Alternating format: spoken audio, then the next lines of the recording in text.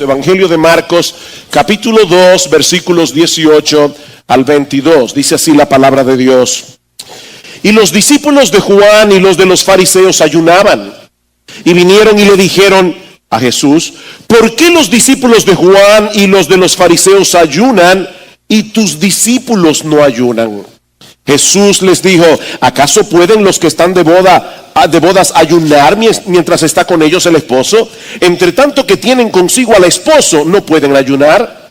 Pero vendrán días cuando el esposo les será quitado, y entonces en aquellos días ayunarán. Nadie pone remiendo de paño nuevo en vestido viejo. De otra manera, el mismo remiendo nuevo tira de lo viejo y se hace peor la rotura. Y nadie echa vino nuevo en odres viejos. De otra manera, el vino nuevo rompe los odres y el vino se derrama y los odres se pierden. Pero el vino nuevo en odres nuevos se ha de echar. A través de su ministerio, el Señor Jesucristo mantuvo una tensión constante con los líderes religiosos de Israel. Y lo más sorprendente es que sus conflictos más fuertes los tuvo con el ala más conservadora teológica y moralmente hablando, los escribas y los fariseos. De hecho, uno de los discursos más duros que Jesús pronunció a lo largo de su ministerio, que se recoge en Mateo capítulo 23, fue dirigido precisamente contra ellos.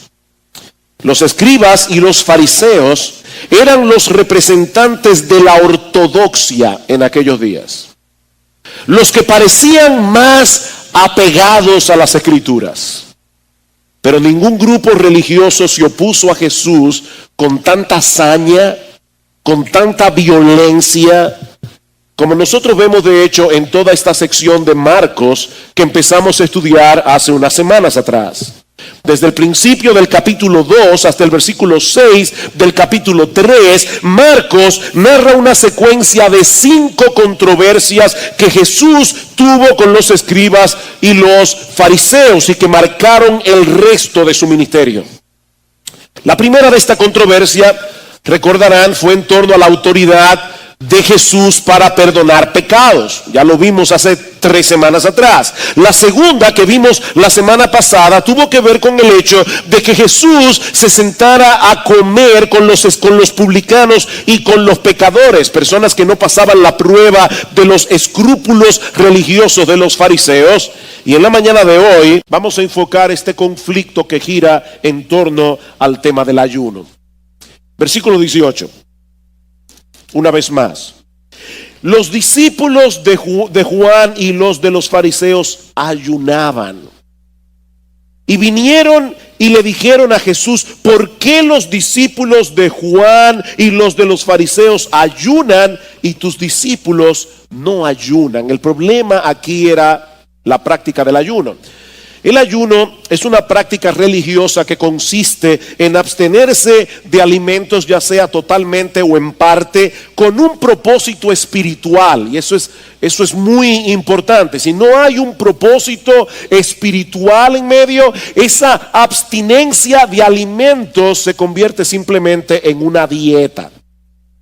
Durante la época del Antiguo Testamento, Dios prescribió un solo ayuno obligatorio para el pueblo de Israel. Y este es un detalle importante. Lo único que la ley exigía a los judíos en cuanto al tema del ayuno es que ayunaran en el día de la expiación, dice en Levítico capítulo 16. Ahora bien, los judíos correctamente solían ayunar de forma voluntaria en momentos de dificultad para buscar el rostro de Dios intensamente en oración, o cuando querían expresar el dolor y la humillación de su arrepentimiento.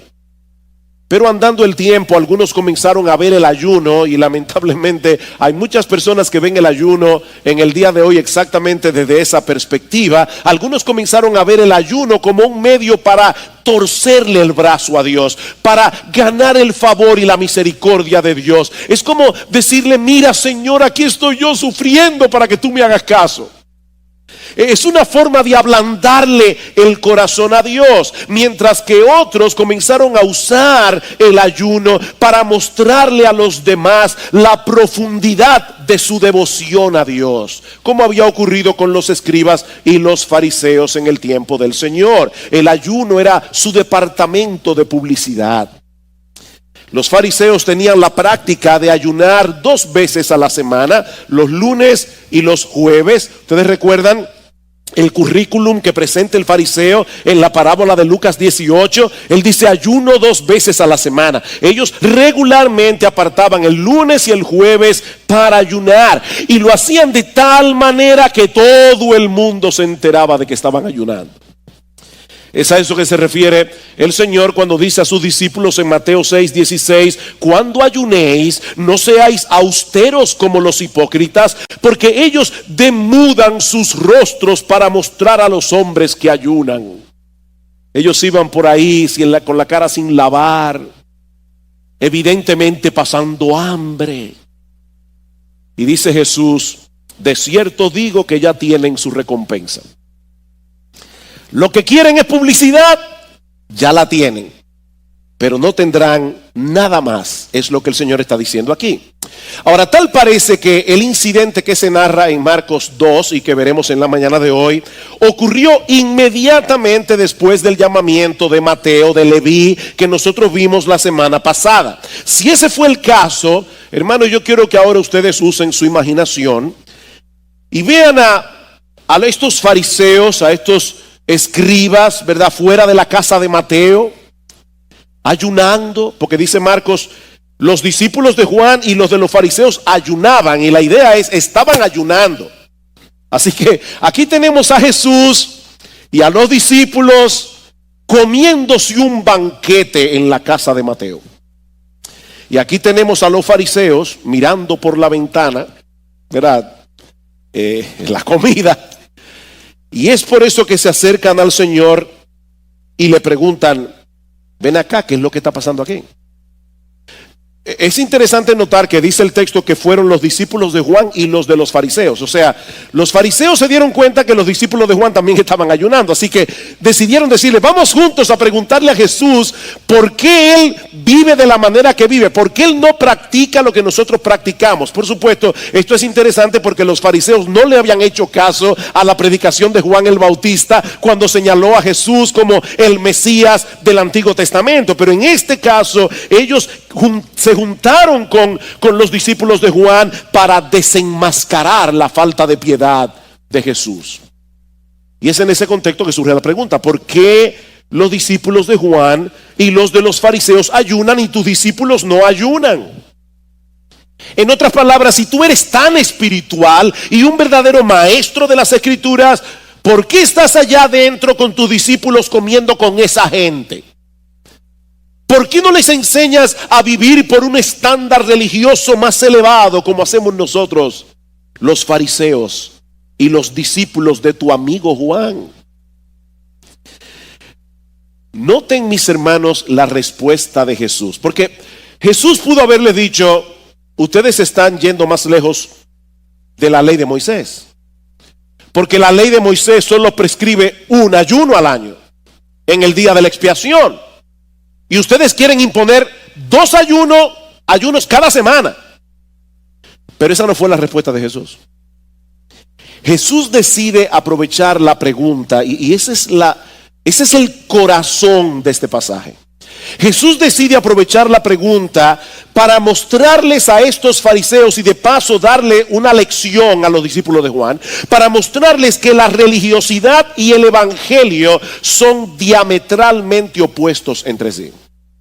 La religiosidad y el evangelio son diametralmente opuestos entre sí. En primer lugar, porque la religiosidad consiste en apegarse a un conjunto de reglas que, por cierto, le hacen las vidas de los religiosos miserables, mientras que el cristianismo consiste en tener una relación personal, gozosa y deleitosa con el Señor Jesucristo.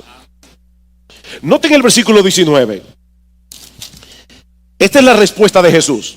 Jesús les dijo: ¿acaso pueden los que están de bodas ayunar mientras está con ellos el esposo? Entre tanto que tienen consigo al esposo, no pueden ayunar. Lo que Jesús está diciendo aquí es que sus discípulos no podían ayunar en ese momento porque Él estaba con ellos. Y estar con Jesús es como estar en una fiesta de bodas.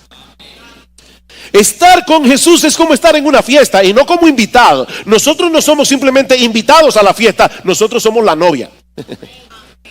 Así que no era apropiado ayunar. Las bodas eran todo un evento en Israel. No eran como hoy, usted hace una ceremonia, ¿verdad?, de media hora, luego viene una recepción y la gente cada uno se va para su casa. No, las bodas en Israel eran todo un evento. Los amigos de la familia se reunían con los novios que en vez de irse de luna de miel, se quedaban en casa por una semana completa, en una especie de open house.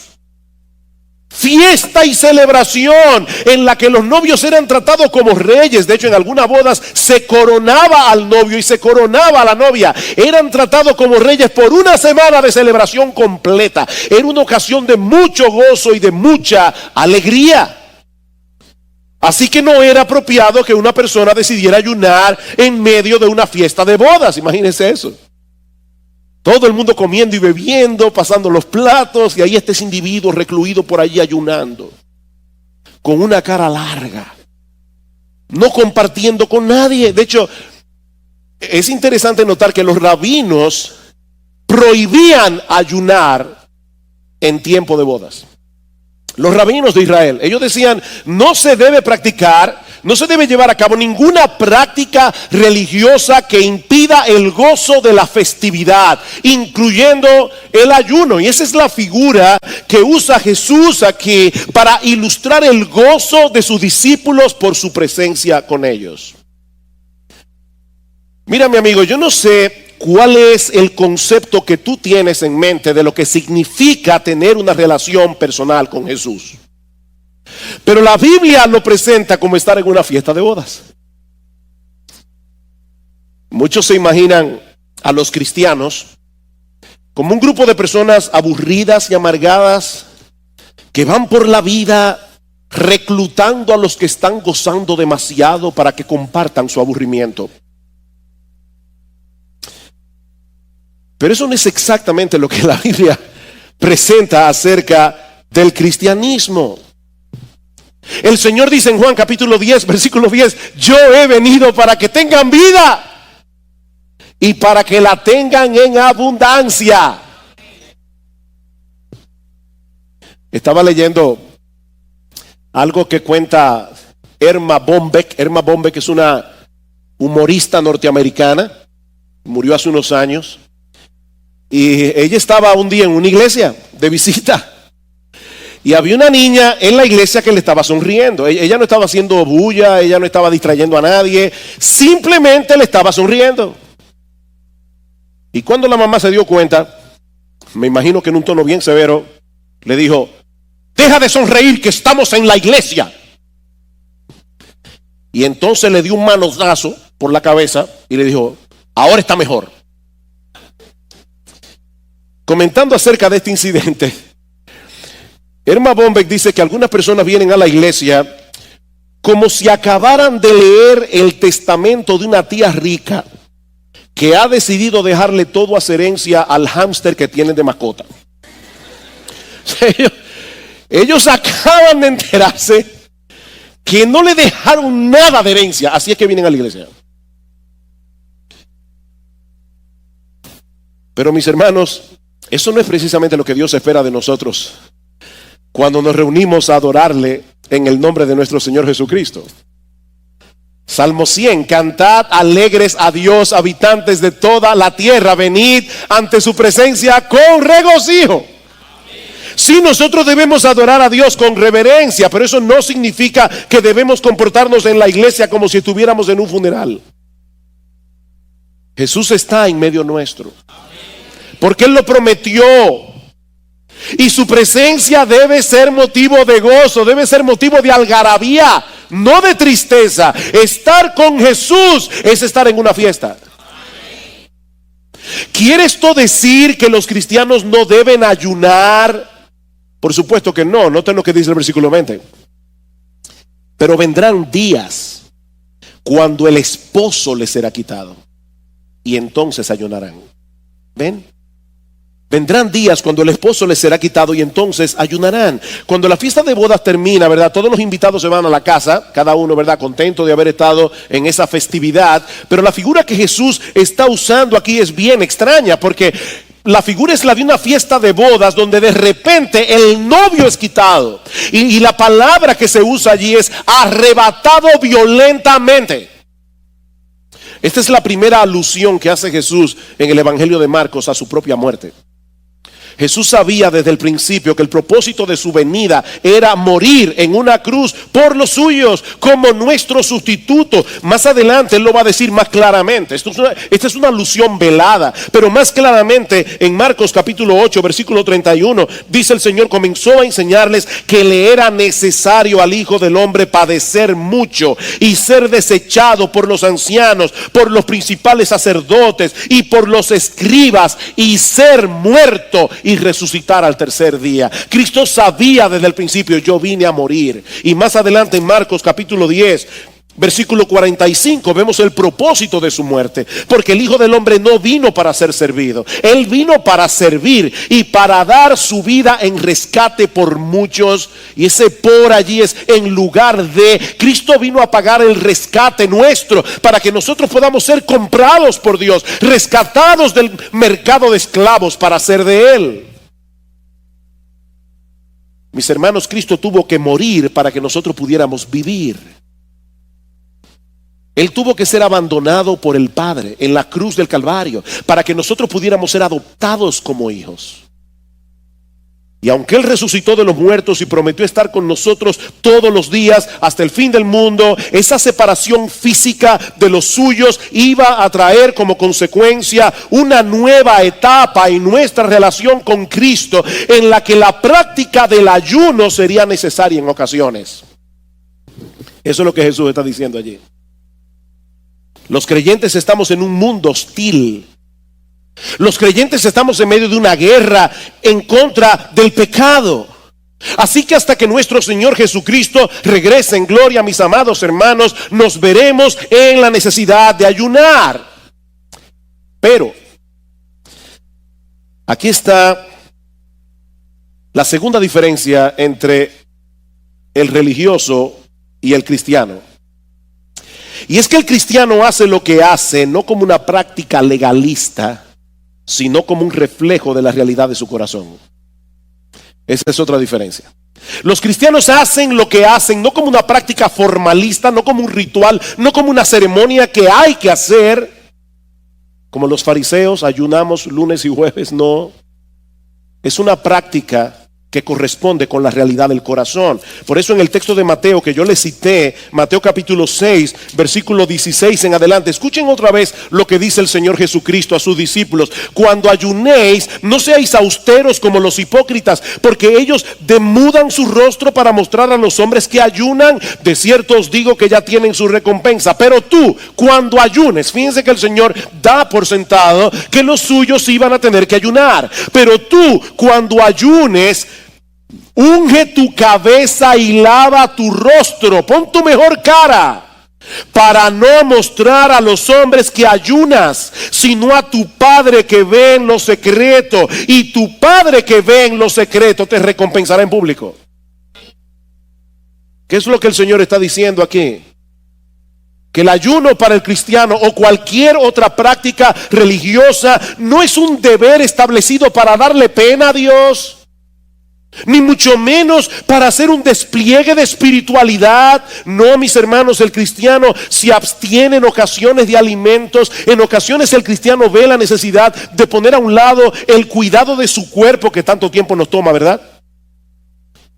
Para dedicarnos en una forma intensa y particular a buscar el rostro de Dios en oración. Como bien señala un comentarista, Jesús no se opone al ayuno en sí mismo, sino al hecho de ayunar conforme a una regla. como una imposición moral, legalista y ascética que no tiene nada que ver con la realidad del corazón.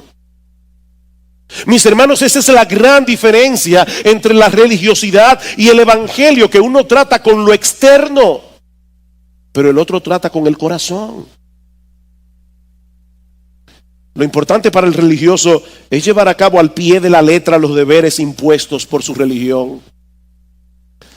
Pero déjame decirte algo, mi amigo, el problema del hombre no radica primariamente en lo que hace o en lo que deja de hacer, sino en la realidad de un corazón dañado delante de Dios. Ese es el problema.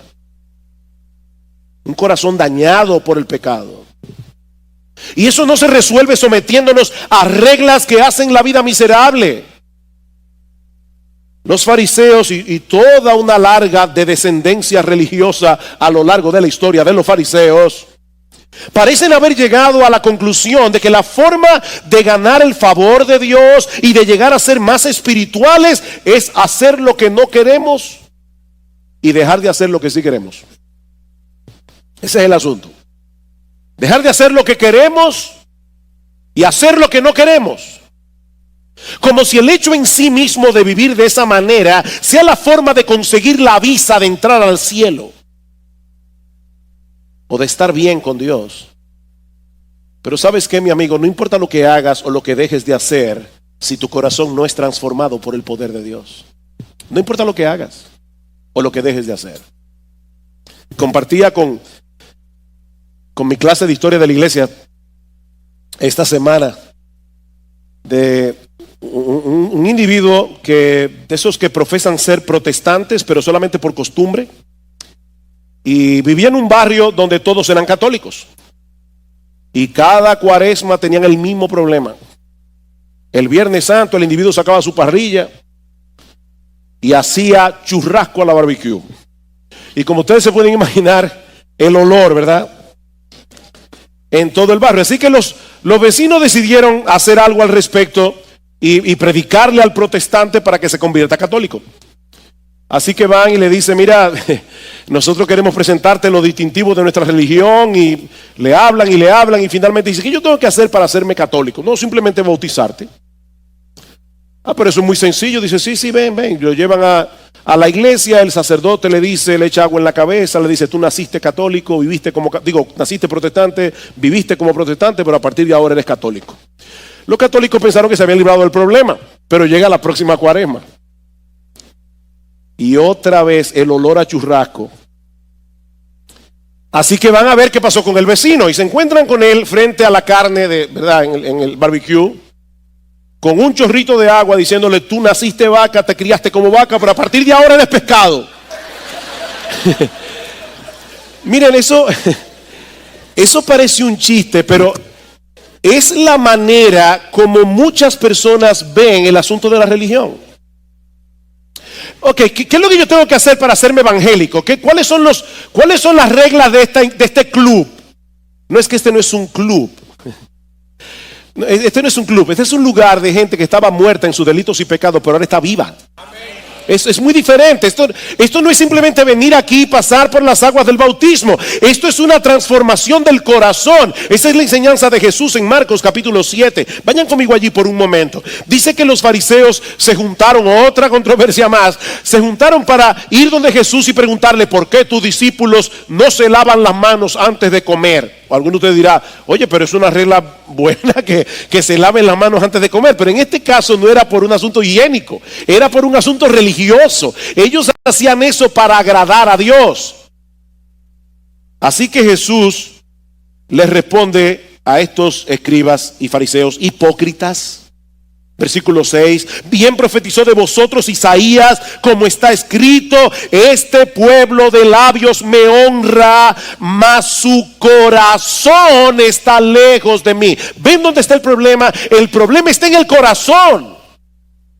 Y dice más adelante, versículo 14: y llamando así a toda la multitud, les dijo: oídme todos y entended, nada hay fuera del hombre que entre en él que le pueda contaminar, pero lo que sale de él, eso es lo que contamina al hombre. No es lo de afuera, el problema lo tenemos adentro. Versículo 21, porque de dentro del corazón de los hombres salen los malos pensamientos, los adulterios, las fornicaciones, los homicidios, los hurtos, las avaricias, las maldades, el engaño, la lascivia, la envidia, la maledicencia, la soberbia y la insensatez. Todas estas maldades de dentro salen y contaminan al hombre. El problema está en el corazón. ¿Cuál es la solución? Que el corazón se ha transformado. Y eso es precisamente lo que hace Jesús por medio del Evangelio. Mi amigo, venir a ser cristiano no consiste en cambiar un conjunto de reglas por otras. Venir a ser cristiano no consiste en cambiar un conjunto de ceremonias por otras ceremonias. Eso es como querer curar el cáncer cambiando el vestuario del paciente. No, el cáncer sigue allí. Se necesita una quimioterapia más poderosa que esa. La solución de tu problema delante de Dios comienza reconociendo que el cambio que necesitas está completamente fuera de tu alcance. Completamente fuera de tu alcance, porque nunca podrás pagar la deuda que tienes con la justicia divina, y nunca podrás por ti mismo cambiar tu corazón de piedra en un corazón de carne que sea sensible a la voz de Dios. No puedes. No puedes. Somos orgullosos por naturaleza, somos rebeldes por naturaleza, somos idólatras por naturaleza. Nunca aceptaremos el señorío de Cristo sobre nuestras vidas, nunca. A menos que se opere un cambio muy profundo en el asiento mismo de nuestra personalidad. Un cambio tan profundo que la Biblia lo compara con un nuevo nacimiento. ¿Tú oíste eso, amigo? Tú necesitas nacer de nuevo. Eso fue lo que Jesús le dijo a Nicodemo. Nicodemo era fariseo, Nicodemo era un hombre decente, Nicodemo era un hombre muy religioso, Nicodemo era un maestro de su religión, dice en Juan capítulo 3, versículo 2. Y para colmo de males, dice la escritura que Nicodemo creía que Jesús había venido de Dios como maestro. Y Nicodemo va de noche a casa de Jesús para hablar con él. Y le dice: yo quiero que tú y yo tengamos una plática religiosa. Yo sé que tú has venido de Dios como maestro, porque nadie puede hacer estas señales que tú haces si no está Dios con él.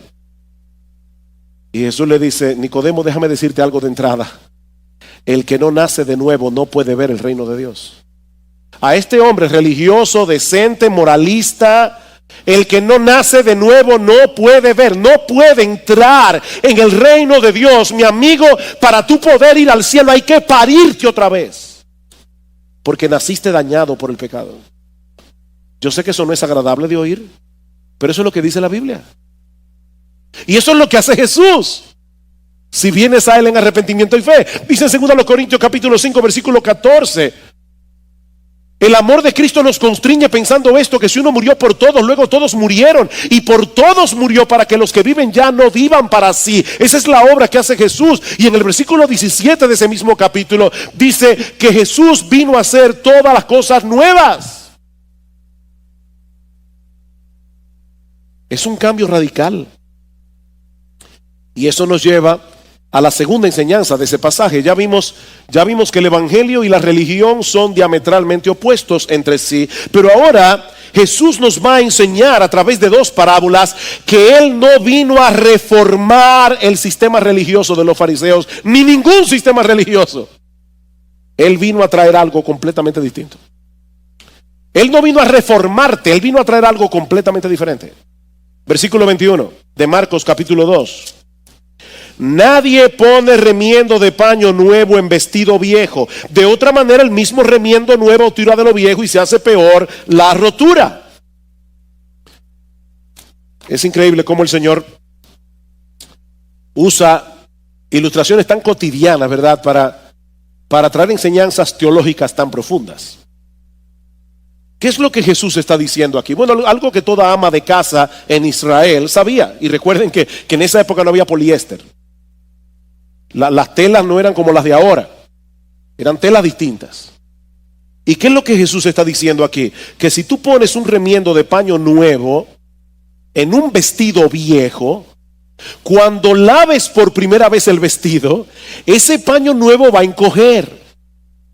¿Y sabes lo que va a pasar? Vas a hacer peor la rotura del vestido viejo. ¿Y qué significa esto? Que eso mismo ocurre cuando una persona trata de completar su vida religiosa añadiéndole a Jesús. Cuando una persona trata de completar su vida religiosa como si Jesús fuera un parcho. Voy a seguir en mi antigua religión, pero ahora estoy mejor que antes porque ahora también tengo a Jesús. Wow, eso parece perfecto. Tengo lo que tenía y algo más. A Jesús. No, mi amigo, eso no funciona. Porque Jesús no vino a mejorar lo viejo, Él vino a reemplazarlo por algo completamente nuevo. Él no vino a mejorar lo viejo, sino a reemplazarlo por algo muchísimo mejor. Y saben que eso incluye los aspectos ceremoniales de la ley de Moisés que Dios mandó. Hay un grupo de personas que se llaman judíos mesiánicos. Y ellos dicen ser cristianos, aceptan a Jesús como Mesías, pero ellos guardan algunas de las ceremonias que nosotros encontramos en el Antiguo Testamento. Eso es exactamente en violación a lo que Jesús está enseñando aquí. Eso es ponerle al Antiguo Testamento el parcho de Jesús, a las ceremonias del Antiguo Testamento. No, mis hermanos, todos esos ritos y ceremonias no son más que sombras, dice Pablo en Colosenses capítulo 2, versículo 16. Sombras que apuntan hacia el cuerpo de Jesús. El cuerpo está ahí, ya no necesitamos la sombra. Si continuamos practicando todas estas cosas, estamos pasando por alto el hecho de que Jesús ya vino. Eso no tiene sentido. Jesús no vino a remendar lo viejo. Jesús vino a introducir lo nuevo. De paso, esto también rebate la idea que tienen algunos de que debemos hacer una religión universal. ¿Han oído eso? Y tomar de todas lo mejor. La fe Bahá'í hace eso. Vamos a tomar de todas lo mejor y vamos a incluir a Jesús. No. Otra vez tenemos que insistir en que Jesús no puede ser un parche en ningún sistema religioso. Es Jesús y solo Jesús, sin nada aparte de Jesús. Solo en Jesús. Solo en Jesús. Él dijo claramente: yo soy el camino, yo soy la verdad, yo soy la vida. Nadie viene al Padre sino por mí, nadie. Y en Hechos capítulo 4 versículo 12 dice el apóstol Pedro: porque en ningún otro hay salvación, en ningún otro, ni en Buda, ni en Mahoma, ni en Confucio, ni en Lao Tse, ni en nadie, en ningún otro hay salvación, porque no hay otro nombre bajo el cielo dado a los hombres en el cual podamos ser salvos, solo en el nombre de Jesús. Jesús no es un parcho. Y Pablo dice en 1 Timoteo capítulo 2 versículo 5: hay un solo Dios y hay un solo mediador entre Dios y los hombres, Jesucristo hombre. Un solo mediador. La otra ilustración que usa el Señor es la del vino nuevo en odres viejos. Dice el versículo 22: nadie echa vino nuevo en odres viejos.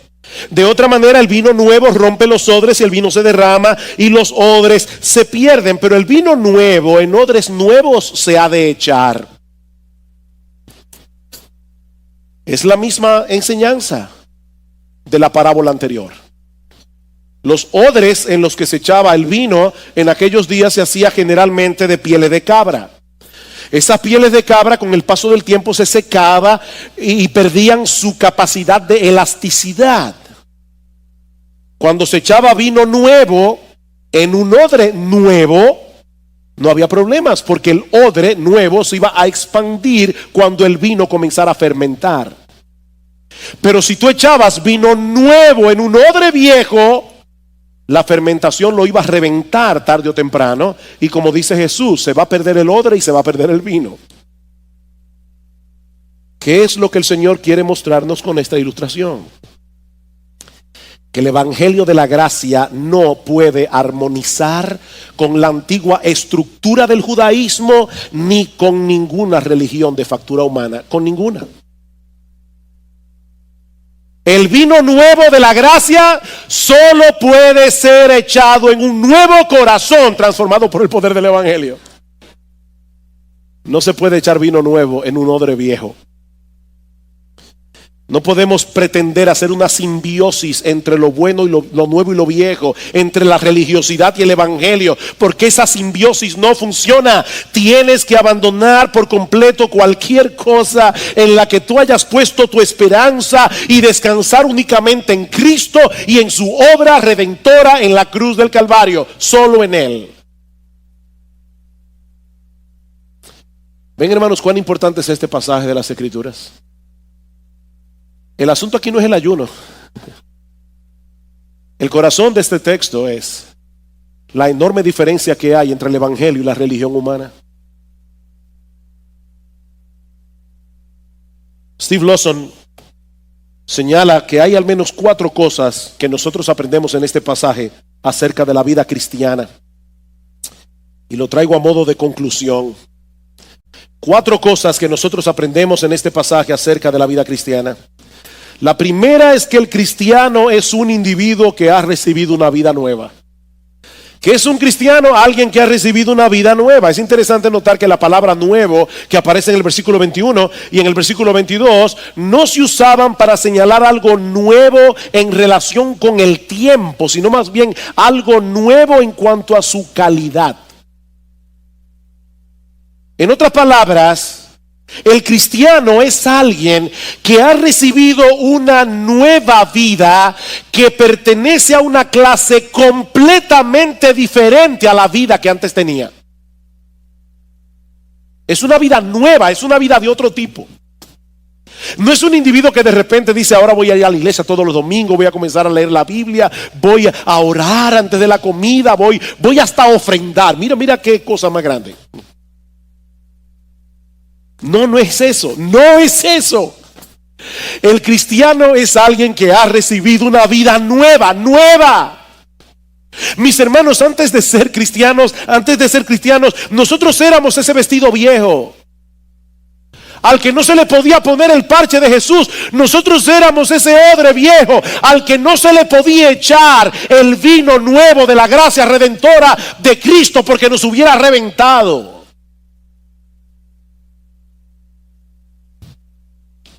Cristo con su poder hizo de nosotros un nuevo odre. Wow. Él con su poder hizo de nosotros un vestido nuevo. No un vestido con un parche, un vestido completamente nuevo. ¿Saben cuál es ese vestido? El vestido de su justicia perfecta.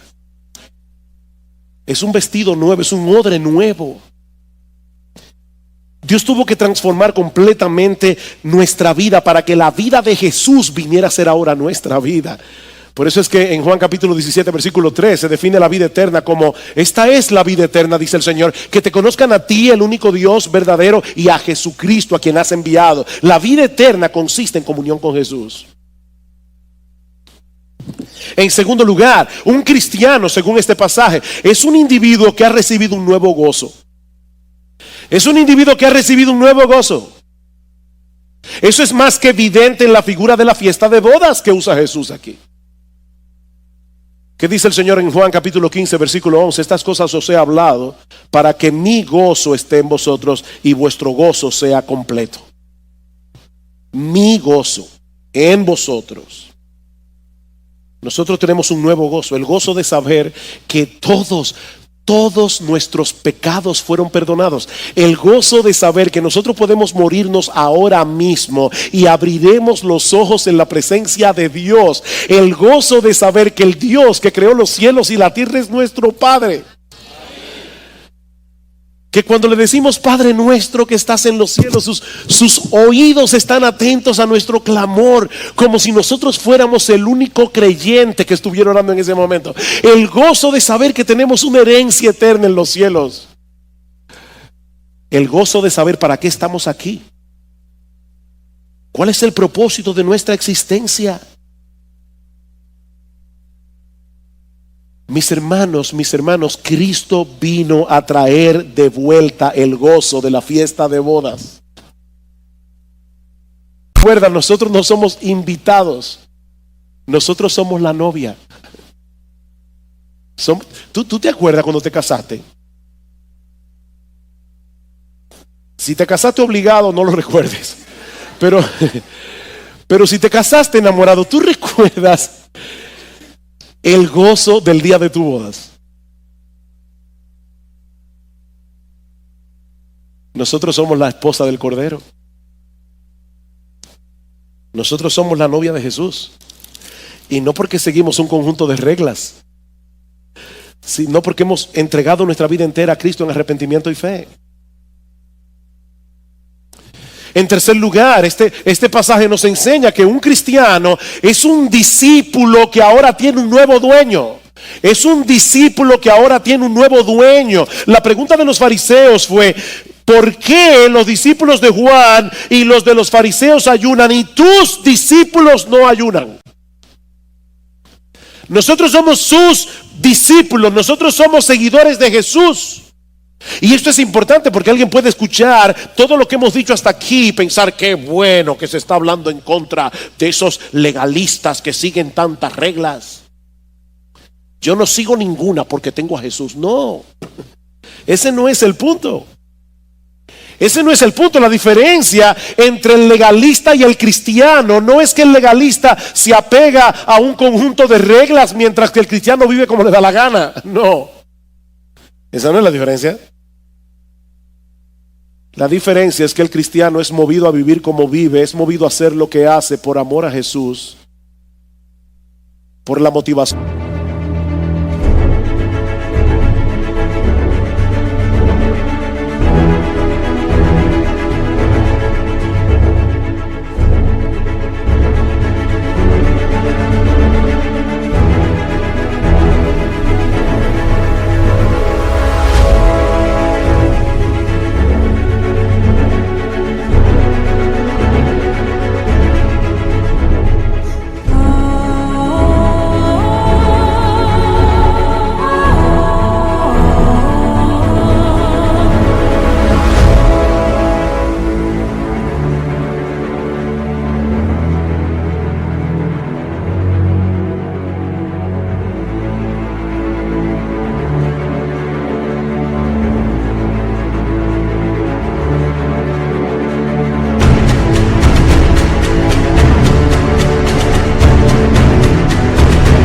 Del Evangelio, porque su vida ha sido transformada por Jesús. Yo le doy tantas gracias al Señor porque su providencia, Él conectó el mensaje de hoy con el conversatorio de esta tarde, porque una cosa tiene que ver con la otra. Los fariseos ayunaban y los cristianos ayunan, pero son dos ayunos muy diferentes, porque este lo hace como un deber impuesto por su religión. Este lo hace porque tiene una relación con su Padre Celestial, cuando Él quiere dedicarse intensamente a buscar el rostro de su Padre en el nombre de Cristo por el poder de su Espíritu. Son dos cosas muy diferentes. Es el corazón lo que ha sido transformado. Y ese corazón ahora tiene dentro el vino nuevo de la gracia redentora de Jesús. Y cuando ese vino comienza a expandirse en el corazón, eso se ve en la vida del creyente. Eso se ve, porque comienza a desplazar no solamente tu antigua religión, comienza a desplazar tu vida centrada en ti misma. Ese es el vino nuevo de la gracia redentora de Cristo, obrando en ese odre nuevo. Y en cuarto lugar, este pasaje también nos enseña que un cristiano es un individuo que nunca va a ser entendido por el mundo. Nunca, nunca. Los fariseos no podían entender por qué los discípulos de Jesús no se comportaban como ellos esperaban. Mi hermano, el mundo nunca te entenderá. El mundo nunca entenderá tu gozo. El mundo nunca entenderá tus prioridades. El mundo nunca entenderá tus valores. No lo pretendas. El mundo nunca te entenderá porque tú tienes una vida nueva que es completamente desconocida para ellos. Ellos no pueden entender al cristiano. Nuestra vida está escondida con Cristo en Dios, dice Pablo.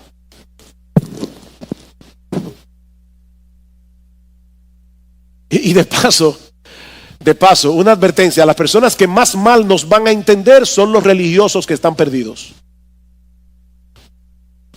Esos son los que menos pueden entender a los cristianos. Los religiosos que todavía están muertos en sus delitos y pecados jamás van a entender esto. Y si tú estás aquí sin Cristo en esta mañana, por favor no pienses ni por un momento que este mensaje no tiene nada que ver contigo, porque este mensaje tiene todo que ver contigo.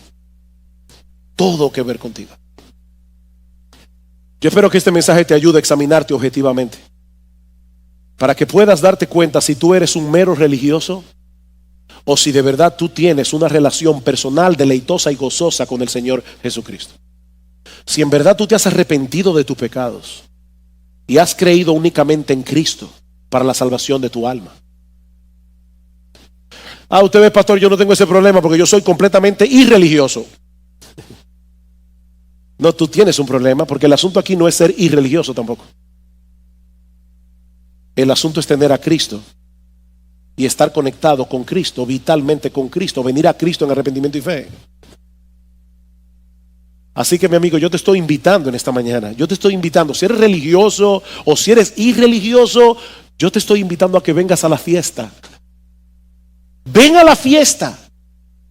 No te quedes afuera mirando por la ventana. Ven a la fiesta. Que las puertas de la salvación están abiertas de par en par para ti, si vienes a Cristo en arrepentimiento y fe.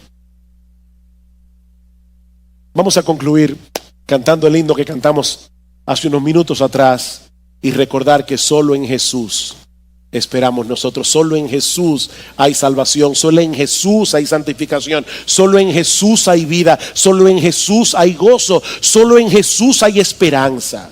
Solo en Jesús.